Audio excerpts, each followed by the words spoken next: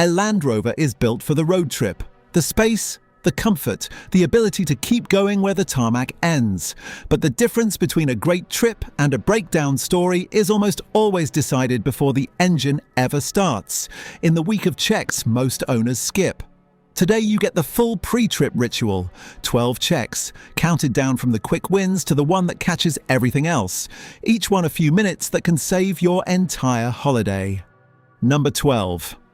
The wash and walk around. We start where every good inspection starts, with a clean Land Rover and a slow lap around it. The wash is not vanity, it is diagnostics. Dirt hides everything, and clean paint and clean glass show you stone chips spreading into cracks, curbed wheels, tired rubber seals, and, crucially underneath, the fresh drips that tell fluid stories. If your Rover has been off the tarmac since its last bath, rinse the underside too, because packed mud holds moisture against metal and hides exactly the components you are about to inspect. Then the walk around. Slowly, phone torch in hand, front to back. Look into the wheel arches, under the bumpers, along the sills, and under the engine bay from below. You are not fixing anything yet. You are building the list, and 10 unhurried minutes here writes the agenda for every chapter that follows. Trip preparation begins with simply looking at the vehicle honestly. Next, clear vision costs 5 minutes. Number 11. Wipers and washers. The cheapest safety system on your Land Rover is a strip of rubber, and it is probably older than you think. Test the wipers on a wet windscreen, not a dry one. Streaks, chatter, or missed arcs mean the blades are done, and blades are a 5-minute, modest-cost swap you can do in the driveway. Check the rear wiper too. The forgotten one, because a motorway of spray behind you makes it suddenly essential. Then fill the washer reservoir to the top with proper screen wash, not water, and pack a spare bottle for the trip, because a summer of motorway insects or a winter of salt spray drains it faster than any other fluid on the car. The reasoning is brutal in its simplicity. At motorway speed in heavy spray, your entire margin for error is visibility, and visibility costs 5 minutes and pocket change. No check on this list has a better ratio of effort to protection. Then every bulb faces inspection. Number 10. Every light on the vehicle.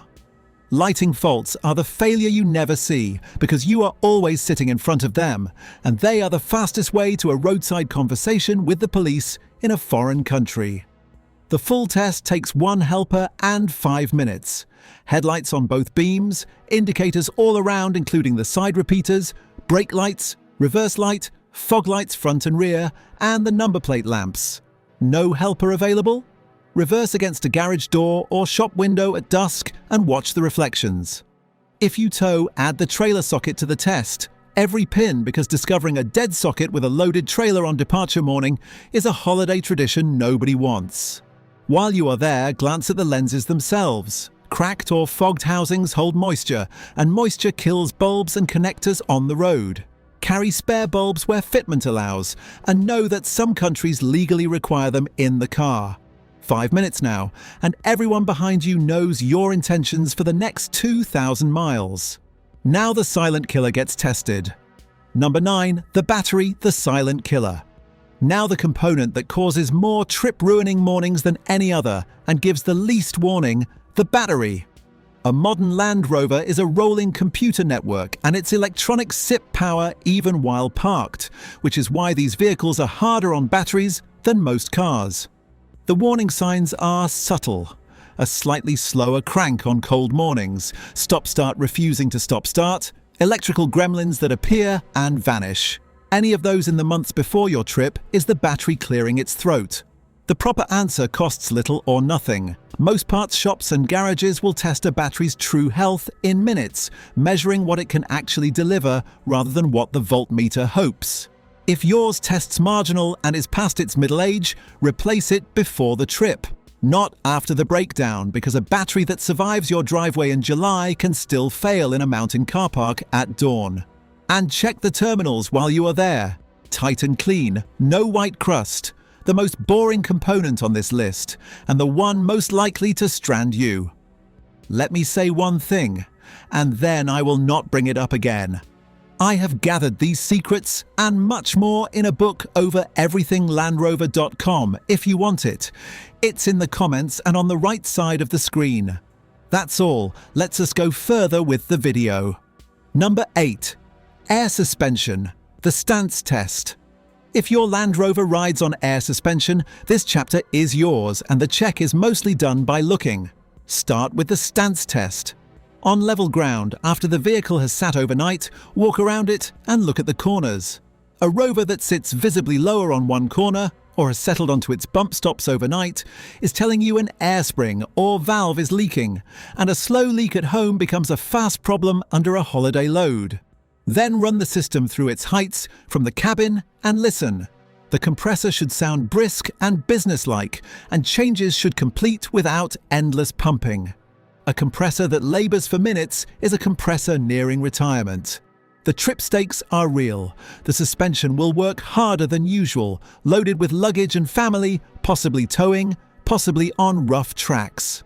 Found a sagging corner or a tired compressor? That is a specialist visit before departure, not a note for afterwards. Found nothing? Then enjoy the party trick and use access height for the roof box. Coolant keeps the next chapter calm. Number 7. Coolant and the hoses. Land Rover engines work hard. Big vehicles, big loads, big heat, and the cooling system is where that work either stays contained or ruins a holiday. The checks are simple and cold engine only. The coolant level sitting between its marks in the expansion tank, and the colour clean and bright rather than muddy. A level that needs regular topping up is not a level. It is a leak announcing itself politely. Then squeeze the main hoses you can reach. They should feel firm and rubbery, not rock hard, not soft and swollen, and the clamps and joints should be dry with no pink, orange or white crust marking old seepage. The mountain pass math makes the case. A long climb, summer heat, a loaded car and air conditioning working.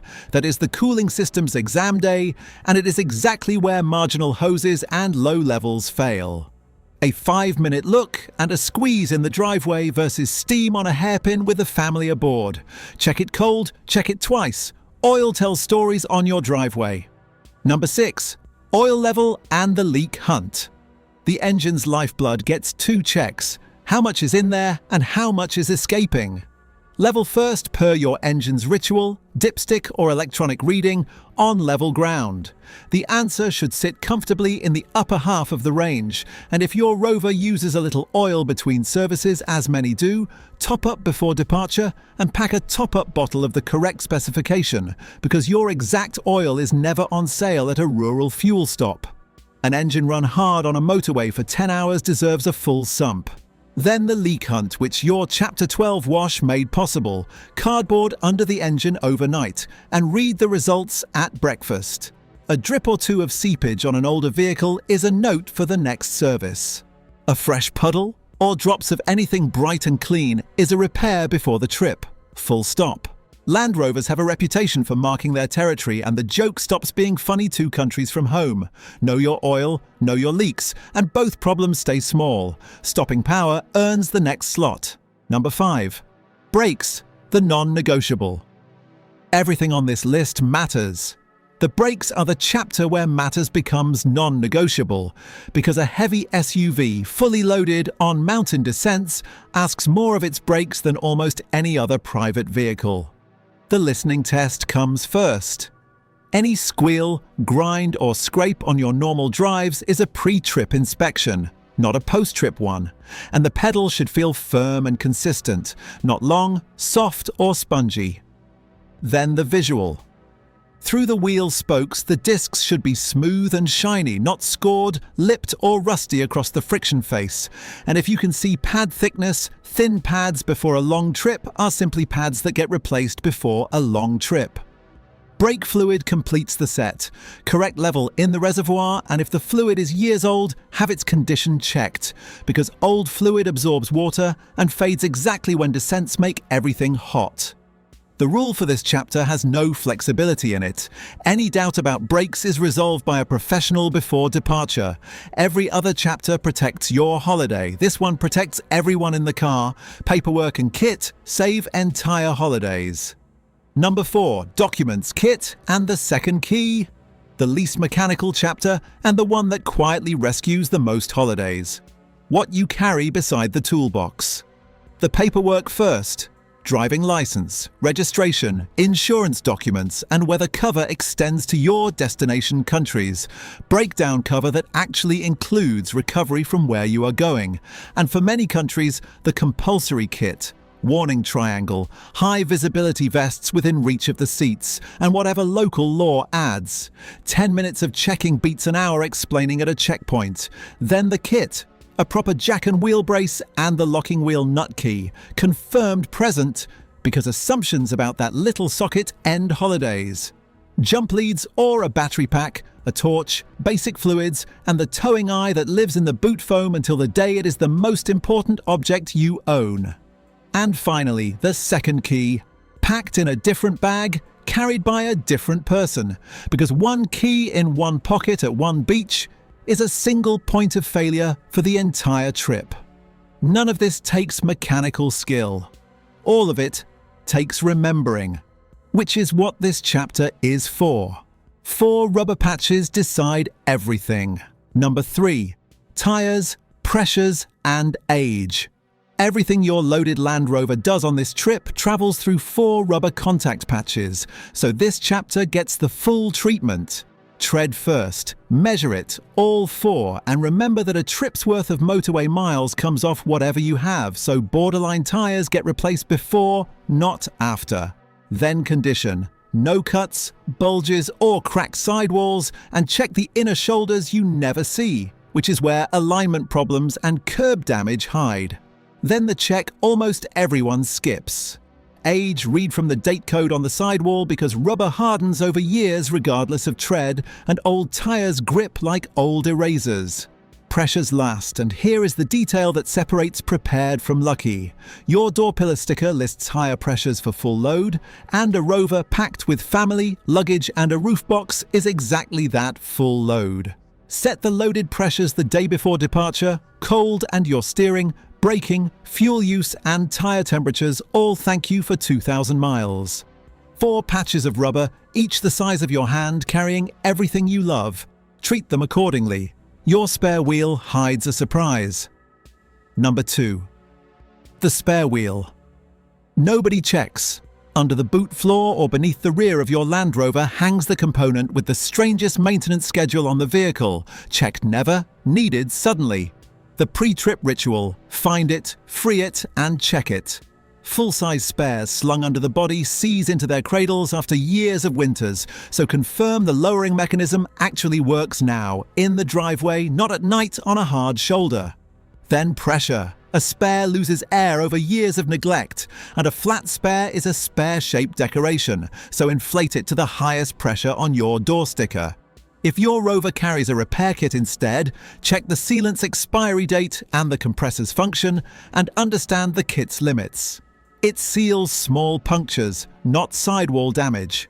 Complete the chapter by rehearsing the change mentally, where the jack points are, where the locking nut key lives, how the load floor unpacks with a boot full of holiday. 15 minutes of driveway rehearsal converts a roadside crisis into a 20-minute pit stop. The spare is the one passenger who must never call in sick. Everything ends with one short drive. Number 1.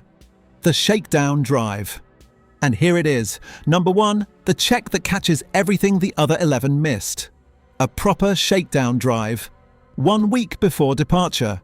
Not the school run. A real drive. 30 minutes minimum.